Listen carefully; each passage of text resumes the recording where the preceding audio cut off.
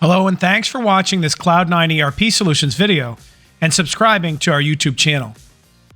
In this video, we're going to talk about the improvements to creating an RMA document, to doing returns for your customers. So you can see I have an RMA document created here. It's order type RM, and it's got a customer selected. And the first thing we like to do is click Add Invoice. So while we're on the phone with the customer, we can understand what they're trying to return and whether it's eligible for return.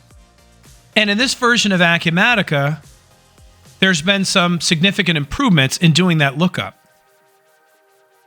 Now, if you've done RMAs before, you know that when you click that Add Invoice button, Acumatica has essentially a lookup for the invoice. And that's about it. You may notice that this screen has gotten bigger. Well, there's more options to do a lookup for.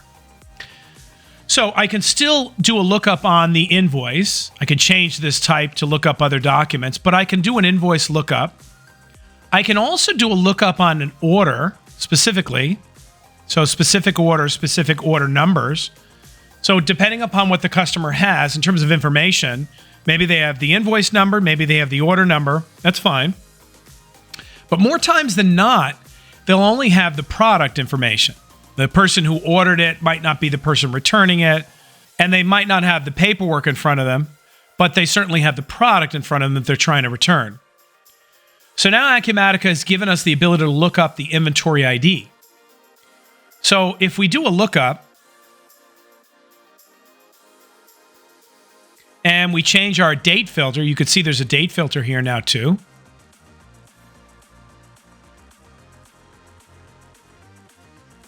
You're presented with a list of every time that this customer has ordered this particular item. And you can see here the sales order number, the invoice number, the quantity they purchased, and the dates that this all occurred.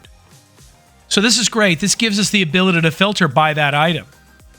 Now, additionally, if I do a search for an item that's serialized,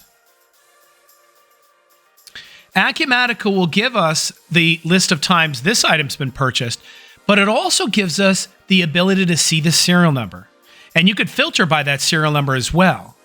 So for customers where they order a lot of things or where we really need to know the serial number because we really want to know if that's fallen out of warranty or not, you now have that information as well.